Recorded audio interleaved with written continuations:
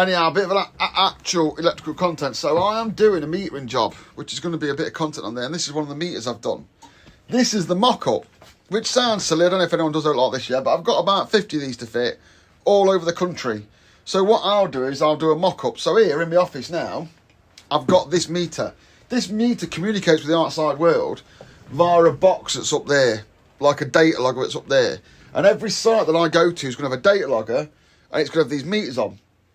So first of all, I ain't fucking around putting settings in this on site or making it work on site. So what I do is I asked the data logging company to send me a data logger. And they sent me a data logger because they know if I set it up here, they'll spend less time on the phone fucking around me. So there's between 2 and 16 of these on each site. So now, with my little test rig here, I get to try stuff out, which I'm going to show you in a second. But I also get to test all the comms out.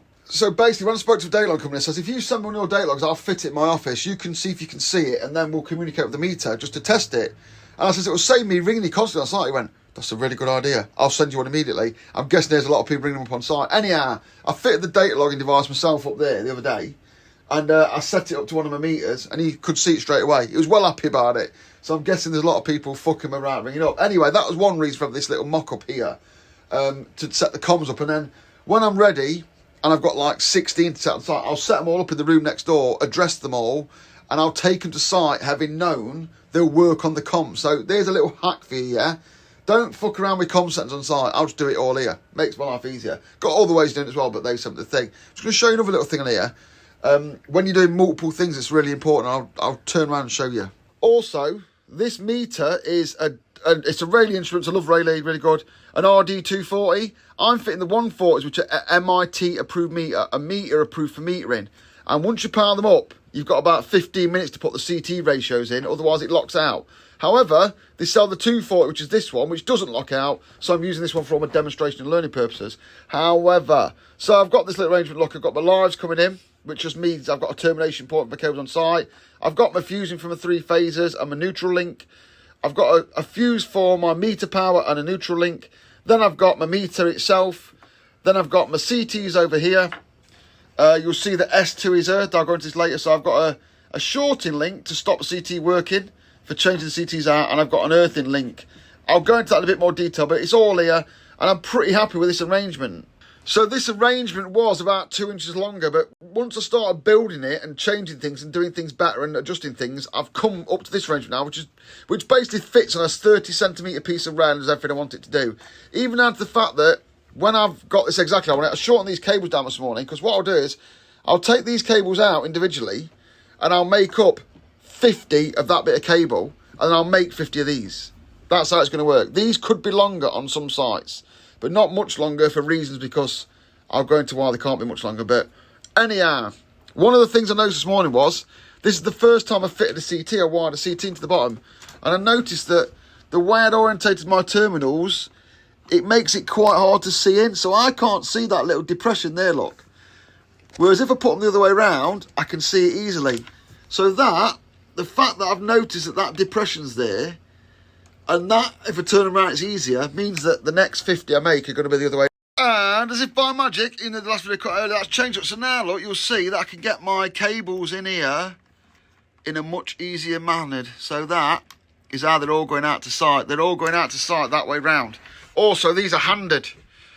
So I don't know if you can see, but these are handed. So you can have this arrangement on this side, and this arrangement could go on this side, and all the cables will flip. So you can have a right-handed CTs and a left-handed CTs, and I've made them so that they can be moved in any orientation for reasons that you might see. So you can have it left-handed, right-handed, which you can flip the meter. It's not just a case of turn it around like that. Sometimes you'll want them the other way around with the meter the right way. So yeah, it's paid off doing a little demo one, because that fiddliness there could cost me time on all my jobs, and I've saved that now. So it's always worth mocking stuff up. So there you go. So that's the little first one. But I'm going to go into a lot of meter and stuff. If anyone wants to know anything about meters, let me know what it is you don't know. Things that you need to know about meters, because I see a lot of it. Just before anyone asks as well, yeah, because you can ask any question you want, yeah, but don't ask me about Modbus meters. Don't ask me about Modbus meters, because loads of people do this, yeah. I've seen some big players in the renewables industry saying this about, I correct them, yeah. There's no such thing as a Modbus meter, yeah. There's an energy meter, which is what this is. And this can communicate via Modbus, which is a communications protocol, and it can sit on RS485, which is an electrical interface protocol, but there's no such thing as a Modbus meter, because Modbus could be on, I don't know, Ethernet, RS485, whatever, yeah? It talks to something with Modbus, and the meter doesn't talk, it just sends a load of data from a registry table, yeah? An energy meter is an energy meter, Modbus is a protocol for things to talk to each other, and RS485 is a means of them electrically communicating. So don't say Modbus meters, because if you do, I'll come around your ass and slap you in the face, and it just shows the level of knowledge of people when they say that word, because it's not a thing. You can get a meter with Modbus. Yeah, you can get a meter with Modbus, you can get a meter with other communication protocols, you can get one that communicates on Ethernet or 485, but Modbus meters is not a thing. Yeah, it's just something that the renewables crew are coming out with a lot, because they go, oh, I've got a Modbus meter. It makes them sound fucking like they know what they're doing, when obviously they don't. So yeah, don't call it a Modbus meter. There's loads of meters available. This one has got Modbus in it via RS485, and it's an energy meter that's MID approved. But yeah, it's like, it's the control electrician's version of people saying bulb, not lamp. Yeah, Modbus meter. Is it a mod? Do you have a Modbus meter? Fuck off, you dick. Hello, let me take you into retrofit hell. Here we go. Let's just go over a couple of things about retrofit stuff and what a pain in the absolute it is. Cunt. So as you've seen, dirty lens. As you've seen, this is the mock-up, yeah? So this is all exactly as it's going to be in there, pretty much. I'm sort of finalising this design. The only difference being these neutral blocks are now being replaced by these ones. These are the more modern ones. These are the old style entry terminals, and these are all the new style entry terminals. I used to use the old style entry terminals, and now I've converted to the new style, which means all the tags are different, everything's a little bit different. So this is the first job where I've got my head around these new style ones. To be fair, the new ones are better, they're more compact. Blah, blah, blah, but the only thing that's going to change on this is these. However, this one now is staying as it is. I've moved these round, I've changed them about, and I've got it how I want it. So I'm now going to build a pre-production mock-up with the right ones. I can't express how useful it's been to build this to get me where I want to be, and I've shortened a few of these cables down. I might shorten those down a little bit more and all that. But anyway, this here does everything I want it to do. So based off the fact that this does what I want it to do, I then realised that some of these will be mounted on a rail. Some of them will be mounted on a rail like this in a panel. So they've got to fit. The option on this is that, you see the slack? That's there because you can cut the rail in half here, yeah, and have it on two separate rails. So that's like a little design feature incorporated in, because when you've got 50 of something to do, it's worth factoring the fact that it might have to have different range. So as I said yesterday, this can be on this side, and these can be on this side. They can be left and right-handed. The rail could be cut into two. That's why I've got the stop blocks in. And one other little thing that I'll show you now is this. So on some jobs, it goes in the panel, but on some jobs, it goes in the box because there's nowhere to put it in the panel. So I've got these nice clear top boxes so you can see it all. So that's why all the wiring's super neat. I'm not putting trunking in. It's too much effort. It's too much cost. So I'm going to have all these nice loom wires, which is why the wiring's got to be super neat. That'll probably get a bit longer. But anyway, it's because it's got a clear lid. Now this design here is based on a 30 centimetre piece of top hat rail. And this box is a 300mm box because then, look, 300mm rail doesn't fit in. It doesn't fit. So now, what I've got to work out is, do I make them all shorter? So I'm going to take this home now and fit the longest piece of rail I can in it and do another mock on that, because ideally, these would all be the same. But if you retrofit to panel, you need to get to the screw. So that gets to the screw. That gets to the screw. But if you look there, look, you see that gap? There's like this about 5mm there. Well, this is only 5mm too long, so I think I can make it so that all the rails are the same. So effectively, here's the crack. It might seem dead stupid to use, so I can use either this panel mounting arrangement or this box mounting arrangement. This piece of DIN rail needs to be about 1 centimetre smaller. But I don't want to make it smaller and find out that it makes fitting the panel ones hard. So it might sound like I might sit here for 2 hours working this out, but this could save me hours on site, because effectively then when I build these, I can build them all exactly the same. And even though you're only doing 43, that will soon end up, so it's worth spending a bit of time. So I think I'm going to take one of these home, mock a couple up now, take one of these home, cut the rail down, fit it all in the box, and see what happens. Because, like I say, it's just about having the same thing. Everything being the same on every site means that I'm buying less materials, less different materials, have less things to worry about. And if I break one, I can just take another one that I've already got. So consistency and standardization is the key. Also, This DIN rail does not fit. And it's going to be tight on the rail. Well, on any other job, I'd just fucking go and buy a bigger box. Yeah, just go and buy a bigger box. When you're doing retrofits, don't get me wrong, right? When you build a panel, I stick it in a fucking panel. If it needs a 400 panel, I stick it in a 600 because the customer's got to worry about putting it on the wall unless it specifically says something. But in this case, with retrofit, it's got to fit in what space is available 43 times. Now, I know that the panel size is 300, 200, which I've got this 200 box.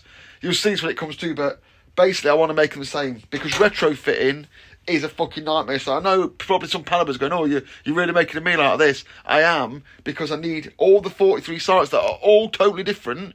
Every single one of them's a little bit different to accept the 45 panels I'm going to build that I hope are all the same. If you don't get that, then modification and retrofitting panels is the wrong thing for you. But when a firm goes bust or people lose money on jobs, yeah, it's often not down to the sparking on site. It's always down to the fucking admin, infrastructure, and that word that I can never remember. Logistics. It's always logistics. I can't drive down to fucking South London with 4 of these to fit in a place where I'm meant to fit for and get down there and find out that I forgot one of these. Because if I forget to take one of these, I'll have to drive all the way back from South London to get one of these, to go back and fit it, and that will cost more than the profit on that job. Also, like these little links, these are 53 pence. But if I don't take one of these down to South London, then the whole job won't work until I put one of these in. So don't worry about your sparking. I can fucking spark. I've been sparking 20 years, yeah? But infrastructure, admin, and logistics is what brings people down. I watch videos on YouTube and you can see like people have got the logistics right around their head. And it's because they've got people doing, the problem is to buy this stuff, you need to know what you're doing. Like, just to buy this stuff, you need to know what you're doing. So you can't just sub this out to some bird in the office who can do admin for you. This needs to be done by the Sparky who's doing the job, not just farmed out some fucking young person, office junior, whatever. It needs to be ordered by people that know what they're doing. Let me show you a little example of that I spot this morning. I went in, because it's so close to Christmas, I went in to collect this from TLA. TLA, www.tla.net, are the best control supplier on the earth, especially the Nottingham branch, because they extend letting me go in there and fucking around with stuff, because they know I do short little pain in the arse jobs, and they let me go in there and fuck around. So big shout out to them, yeah? I wanted 20 of these. See that? Yeah? But they gave me 20 of these. Now, I know what you're thinking. They're exactly the same. Let me show you. You see them? They're different. This one is a 4mm, and this one is a 6mm. They've actually sent me one wrong still, but never mind. But you'll see, they are not the same, they are different. And if you've got one of them wrong, it doesn't really matter. It'll do, although I won't be using this one. But if you ordered 20, if you had 20 of them in a row, that would be considerably longer than 20 of those in a row. But they are different, I assure you. Look, you can just see they're about 0.4 or 5mm difference. Show-stopping problems that cost a fortune can be that small. Or it could be like a whole drum of cable that's the wrong colour. It doesn't matter. If you're going to forget, if you forget, on this job, if I forget one of these, I may as well have forgot everything. Because it doesn't work without all of this stuff, but it just as much doesn't work without this. So infrastructure, logistics is where it's at if you want to make money. And that's why this whole system is being designed to like mock-ups and stuff, because absolutely minimal time is being spent on site. For example, look, I've always done this. I rip the lids off my cardboard box so I can see what's inside, and I leave all the rubbish here. I don't take the box on site and start opening them and wondering if the right stuff's in them. Everything on my jobs that goes to my sites has already been through this process, so I know I've got the right stuff in the right place at the right time, and that's why I run a small, nimble, agile business that makes me a bit of decent money, and I'm not like misordering 55,000 things to the wrong job. It's costing me a fortune in admin. Anyhow, I spent a good hour laying it all out into bits, and now I'm going to the garage so I can mock up the actual one as it's going to be. In fact, it took enough to mock about 6 of it. We're going to mock some up, get the actual installation ones ready. So if anyone's bored enough to be playing along at home, yeah, I'm trying to make, I've got these, look, there's my standard. That's my standard, what I'm fitting. That's on a piece of 300 rail. I made 6 of them, because one job I can just lob them in, there's loads of spacious. So they'll get used in the first job. So not to worry. But just to keep my... I don't need to do this, I'm not to save a load of time, but just to keep my pencil sharp, yeah? I've now found out the piece of rail that will fit in here is 29.5. So I weren't far off, so I'm going to make all the rails now 29.5. However, you see here, there's no plate lock, and there's a fixing hole there. So to get the holes into this rail, I've had to come 40 back. And that'll then, if you look at that rail, that'll hide the screw holes behind some terminals, which is fine. You have to do that on back plates. My 30 won't fit, so now all my rails will be 29.5. However, if I use these holes on this, when it fits in the thing, the screws will be in behind there, which you do not want. Be a pain in the arse. So here's my standard, yeah? All the rails are going to be 29.5, 295 long.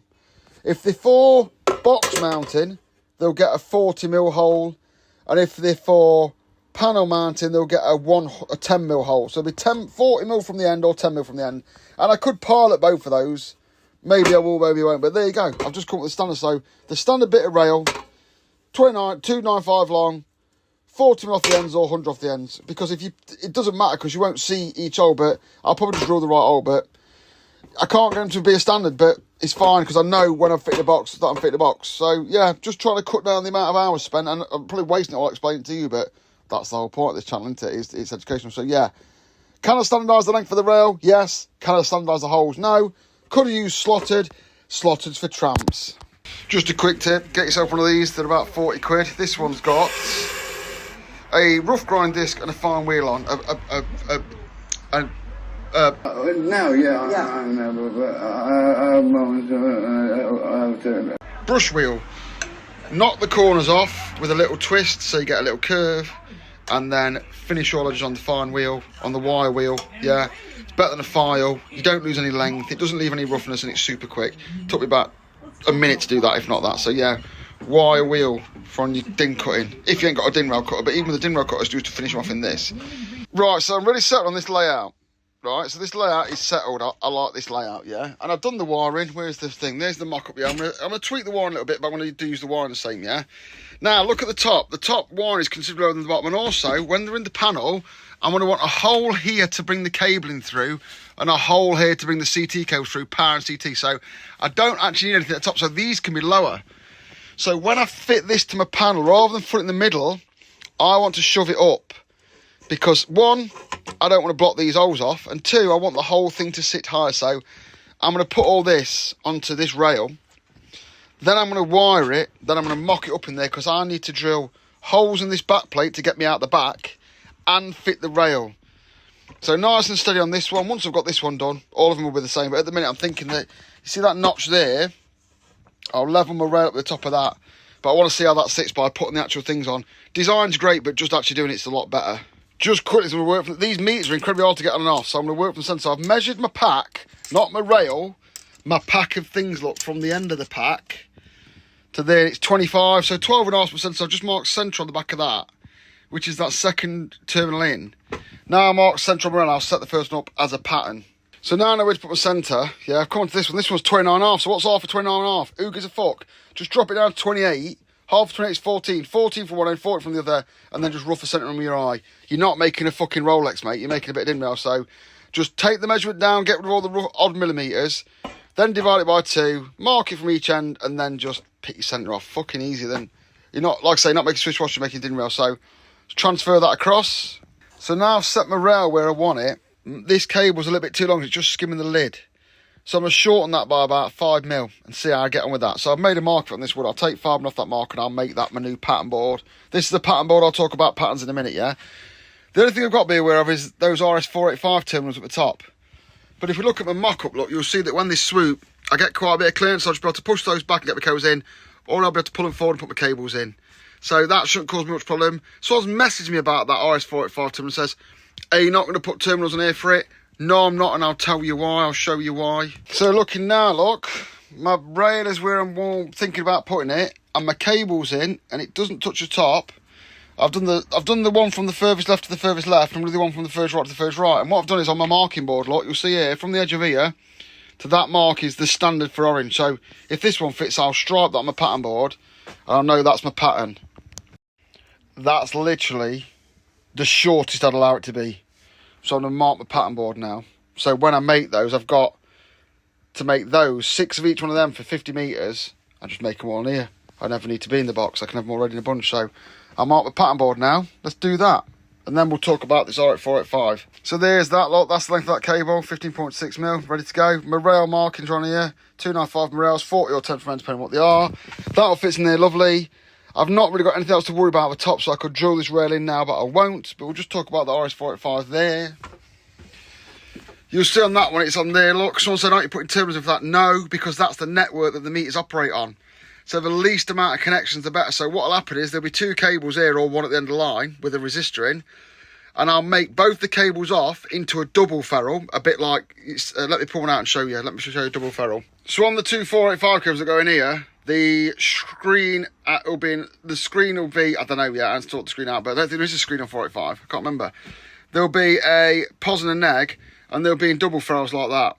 And that's simply because if the meter needs to be changed or comes out, when you remove it, you won't lose the network to all the other meters. Because last thing you'll do is when you're changing that, is for all the other meters to go offline because you've split the cable. So you'll be able to pull them out live without splitting the network, and then if they fall out or anything like that, or the meter goes faulty or anything like that, it'll just stay. And also, I just don't want to be pissing around putting more terminals in it. I haven't got the space. I'm retrofitting. Maybe in a big panel I'd distribute it through like some linked terminals like these ones, but in here I've not got the space to be fucking around with another 2 terminals. So the RS485 comms is going straight in a double like that. I cocked up there, said there isn't a screen. There is a screen in 485k. What I'm trying to say is it's not going to be electrically connected to this via earth. It'll be screened at its end. The screen will just connect out and never make contact with the screen in here. So it won't go to an earth terminal in here or anything like that. It'll just be maybe in a wagger or something like that. I'm not sure, but it won't be. It'll be electrically isolated. Anyway, some people probably think I'm taking fucking age of this, and I am, because I want to get it right, because it may come with others these. So now I'm going to drill this rail in. See how that goes for me. I was going to go in the office today and do some bits and bobs just because it's quiet, but I didn't. I stopped at home and I've just been doing an hour in the garage, an hour with the kids, because I've made all these. Look at these fuckers. Look at all them fucking things. There's about 50 of those, 100 of those, 300 of those for the job. I'm trying to get this job done, so yeah, I've got to sit in here now and do another load. About 3,000 total, but we'll get there. There you go, all mocked up for the in the box one. So I've got all the lengths right, got all the lengths I want. I've not put the earth in actually, to do that. Put the fuses in, put these up, and I've put all my lengths on my pattern board.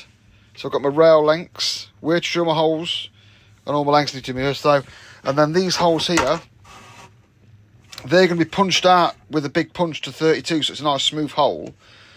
So they'll allow back entry, then you'll be able to drill out the back through these holes with 20 mils to bring the cables in. So that'll be a pattern hole for drilling through. I didn't explain what patterns are actually, I might do that. Let me show you what a pattern is. So there you go, I'll put the earth in, I'll show you what a pattern is. Last one today then, I've got that ready. I've not got any 1.5 earth, I forgot to order it, and I've got my holes ready for my punch, so that's as far as I can take that, but I'm pretty happy how that's gone in. Most of my problems are solved, but I'm going to need a load of rail. I'm reading about, 30 pieces, 40 pieces of rail, all the same. Possibly drill the ultra, so I'm going to use a pattern.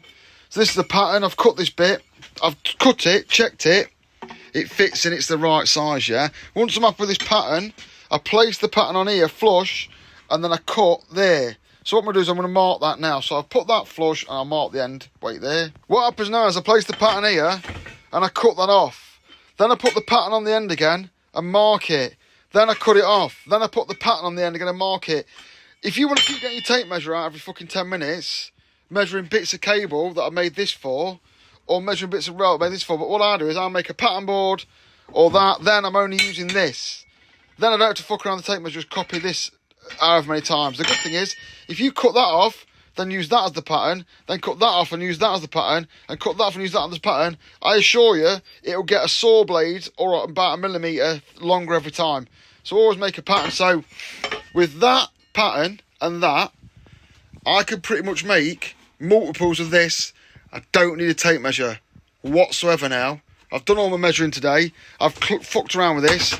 All I need to keep is that, and I can make these, no tape measure required. That is a pattern, and that never gets used. Each one of these has got 1, 2, 3, 4, 5, 6, 7, 8, 9, 10, because the earths are missing on that one. 11, 12, 13, 14, 15, 16, 17, 18, 19, 20, 21, 22, 23, 24 pieces of cable, which need ferruling at both ends. So that's 50. So that's 50 ferrules per box that need making. And each one of those cables there's the orange ones and every other ones.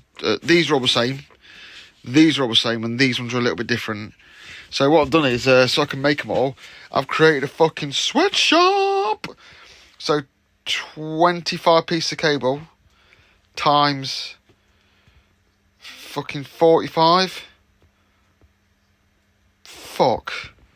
I mean, that's took me an hour. Yeah, so it's going to be a Merry Christmas in my sweatshop, manufacturing sweatshop. Sweatshop work continues as I quest to make 43 of these. As you can see, there's a lot going off. When I put these ferrules this morning, it's like double the amount. It's like, that's a lot of ferrules, and they've almost all gone. That feels bad, but yeah, just making them all on the board. One's ready there. Some semi-ready there. The sweatshop continues. I made them yesterday. I think there's 300 of them. And about... well, there's fucking loads of them anyway. What I did was I did an hour in the garage making them. I've got proper setup from me. I ought to show that because it's like a right good little setup. Even though it's a business blog, I've got a good little setup for sat there making them, so it's nice and easy on there. And I know exactly how long the lengths have got to be. So yeah, but I sat there, did an hour in the garage, went out, did an hour's DIY stuff around the house, went back in, did an hour, just did it on and off till they're all done. It was tedious, but it got it done. So yeah. And now we like this look. Is them all getting ready for going out. They're all here. Every single, even though that one's very sparse, it represents 1 metre. So they've got over there, which are totally done, down to over here, which are getting ready. This is footage for the meters build. So this is the meters job. It's the 20th of December. Look at that. They're mostly there. Look. So these first 6, this row and the first 3 boxes, they're ready to go out in January. The rest of them, oh no, the first 2 rows are actually ready to go out in January. The rest of them are part way there, but that's what the 43 meters looks like. Be aware this content will be extremely boring. Yeah, like all my content will be extremely boring. I'm just going to show you around the workshop. I'm at a right good stage here where I'm on the last 2 jobs of the metering job. The last 2 jobs. So the last 2 are on the floor now, both in a different stage. And it's quite telling, and I can just show you the amount of fucking work involved. It's crazy, the amount of work. I've done all this myself as well. You know, I'm a big boy. Done it all myself. And ordered it myself, but we're at a stage now where there's no roof mistakes, because what is left is there's 5 meters over here that are about to go out. They're done dusted. I'll show you those in a second. And there's 4 over here. And the meters and the CTs are expensive, and the one over here is particularly challenging because they're all different. So there's profit in the job. I don't know if you know about this thing called profit, but the thing is, if you order a set of CTs wrong, or a meter wrong, or something wrong, that comes off your bottom line. You can't send them back. And I ain't never going to use a set of CTs again because, yeah, don't get me wrong, I will use CTs again in my life. But if I order 3 sets of 800 amp 54mm rolls, I absolutely guarantee you, if I've got them as stock, they'll never get used like every other single bit of stock I've got.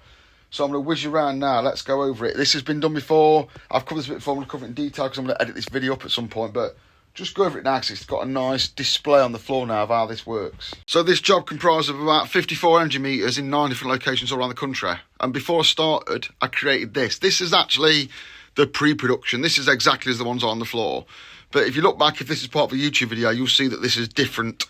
There was a lot of design changes made. In fact, this one's still not quite how the ones on site, but this is what we made. This one here is an RD240. You can play with this. It never locks itself out. It's not MID compliant, so you can play with all the settings and stuff. There's a set of CTs in it, and all the wiring and stuff is done. Yeah, and when I got it like this, I took all these wires out, and I multiplied each one by 54 and made it. Then I ordered 54 of every single components on this rail, and they found their way onto this table here. They found their way onto here. You'll see there's not actually that much left over, look. Yeah, the leftovers on the job. There's just enough for spares, except these orange ones, which are double ordered. And now I'm stuck with a load of these. These are about 50 pence each. So yeah, there's like 3-4 quid there. But never mind, it is what it is. You like to have some spares. And then they found their way onto there, along with all the meters. They're in fact the meter boxes. As well as that, I had to order energy meters. There's some of those there, look.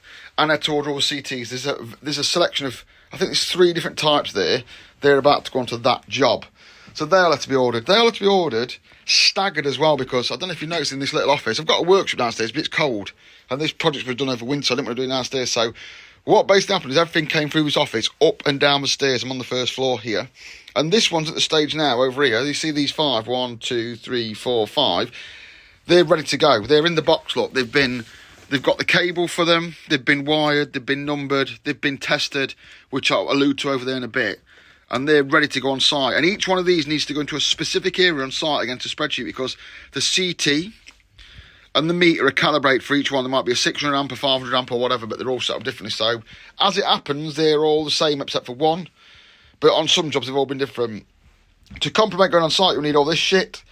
This is what gets the install done. So yeah, they're your trays. They're specifically made up for this job. I've got a set of 4 that fit in that holder there, look. And you'll see that there's a lot of bits in these trays that are specifically for this job. So there's bits of spare cable, spare labels, all the ring clips you need for each different type of job. And they go out on the job, because I've got loads of these trays, but these ones were made up specifically for this job. At the end, they'll get taken apart and go out. As well as that, there's a paperwork box here. This contains all the paperwork you need for doing the meters. It's got all the handover sheets in, the labels you need, clipboards for writing on when you're doing the changeovers, all the instructions, blah, blah, blah. There's a whole box just for that shit.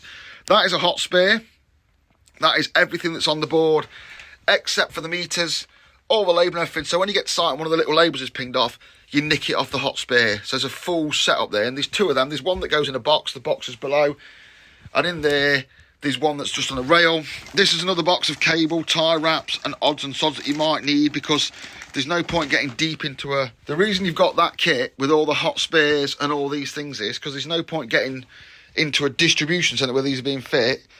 Takes you 15, 20 minutes to get out. Then you've got to try and find a local wholesaler that, for example, sells, I don't know, a 0.5mm ferrule, which you're just not going to find. So it's very important that everything goes with you. So anyway, there's a setup. So basically, that box, everything you can see there, and that is to go on the site, plus all the tools as well. So there's quite a bit of kit just to get 5 meters installed. However, before they get to this stage, something's happened over here, which I'll go into now. The hot spares will be left over. So that whole assembly there, which costs a fair old chunk of change, yeah? The box, I think the boxes are 50 quid. The terminals, I think there's like 200, 300 quid worth of stuff there. I've calculated that it was worth my while having 2 of those. I've got 2 full hot spares that go in a box. That equates to about £500, something like that, of actual materials, which I'll have left over at the end of the job. I might get another meter, I might not. This one over here is just a total write-off. This is just a job cost. Yeah, this won't ever get used. It'll get used in here for demonstration and stuff like that. But what I basically worked out was, if I go to site and I have to go out and get a part, and I have to fuck around doing it, it'll equate to, it's more worthwhile to have those hot spares than it is for me to run around trying to get something. So it'll cost more than that if I have to nip out of site twice. And as so far, it hasn't happened because of this bit here as well. So that's all your on-site stuff to cover everything, but here's the important bit. So after the only thing I don't buy hot spares of, I haven't got hot spares of the meter, because you can't just swap a meter, because these meters are programmed up here, right, or will be in a shortly, to match the CTs. You can't then change it because the MID approves. Obviously, someone could then change the setting of a CT and either get more or less electricity. So they're the only things we don't carry spares for. If a meter goes down, then we have to return to site to replace it. So far, they've been good. To reduce the factor of a meter going down, they're all pre-commissioned just here in the workshop, which is what I'm starting to do now, which I'll try and follow you through now. So at the minute, there's 4 assemblies in here. Each one's got its unique number on there. Look, that's meter number 40. That relates to the spreadsheet, which tells you exactly where it is, what CT it's got, what it does, blah, blah, blah, blah, blah. So this particular one is Tamworth 40. All these have been pre-done. All the labelling's done. All the stuff's done, and the meter's on it. The meter needs setting up now. So to do the pre-commissioning here, well, in fact, you do all the commissioning here. When they leave here, you just fit and forget. It's that simple. To do that, you have to get the meters here, line them up. I've created a system where I can handle 5 at a time, which has been all right because most sites have got no more than 10, although one had 12, so I had to fuck around a bit. But I've got a system of doing 5. So I've got this box here, which is the meters test set. Yeah, it's got like this, a distribution block for the 240. which then distributes the 240 volts out to each meter. Don't have to use three-phase. As well as that, down here you'll see the data cable. That data cable is swinging between all the meters. That data cable gets to that gateway box up there, which gets these meters to the outside wheel to speak to the people that are going to speak to them in the future. And when these meters leave here, they have all been checked. They accept all the voltages, all the currents from the CTs, and the data work. So the first time the company that's going to look for these in the future sees them is on the floor here. This particular job is a 4 meter job. Here you'll see these 4 sets of CTs. This set here, look, you'll see they tie up together. That's they are a upside down. Why don't you turn it around and be able to read it easier? They are, silver. They're 600s. They're 600s. But as well as being the size of ampage, see this hole can get bigger and smaller. These are 36mm holes. Those ones up there are 24s. You try and use the smallest CT you can. That's the general gist. They're also splits. They come apart, makes my life easier on site. So I've got to disconnect loads of cables. Then you've got these. These are 58mm. These don't come pre-wired. They're a set of 600s. They're a set of 800s. So they're different. So they will not work in the wrong meter. They've got to be all make sure. You've got to make sure you get them on the right meter. They require you to make these cables. All these cables have to be made up, look, with all the fucking numbers and stuff like that. And then they come here and get connected to the meters. So my next job, which I'll do off camera, is to make those cables up for those CTs, which I need some types for that I ain't got, so I'll do that later. Then I connect all the correct set of CTs to the correct meter in the correct direction. And then I use this device here, which is my CT test set. It's just a socket that's got a heater plugged in, but the live is interrupted here. This is the load side, this is the supply side. Then I take this length of cable and I thread it through the CTs multiple times. That is about, how many amps is it? Basically, with this heater onto this test set, if I wrap this cable through those CTs 4 times, they should read 40 amps. I did the math, so we have to put all this through. I'll allude to that later when I do it, but it probably won't be today. And only then, when all that has been done, do the meters leave. And when the meters leave, I know they've been checked for everything. So when they get to the other end, they're all good to go, which cuts down the fuck around time. So what I'll do now is, and a bit of tomorrow as well, so I'm fucking off soon, I've got other things to do, is I will get all these wired up. I'll use the spreadsheet. I won't do it on camera because I'll get it wrong. Make sure my 800s and my 600s are the right way around in the correct meter. Because, like I say, if they're the wrong way around, it won't work. They'll be in the wrong place. And it's not just a case of swapping them. It don't work like that because this set up for each job. I'll get all the CTs laid out here now. I'll get the CT test cable through. Get it all prepped up. I'm going to leave it today because I'm running around today, but I just want to get it done tomorrow. So I've had a good start here. And yeah, that means that when I get on site, a lot of my fucking around is done. And then obviously all this stuff, all the trays will come back from this job. And I'll take this job and put it here again, ready to go. And that will be the last job, which will be nice. Because this has been going on now for 3.5 months. So you can imagine, this has kept me busy on my own for 3.5 months. So, been a good little job, but it's complex. This job's all been priced. All this stuff's been priced and paid for, yeah, and allocated, yeah. Every single meter that's left over or gets broken or damaged, every single meter of cable, every set of wrong CTs, every terminal I've got over, every little number I print on my printer that's quite expensive and gets wasted, comes off my bottom line, comes off my profit.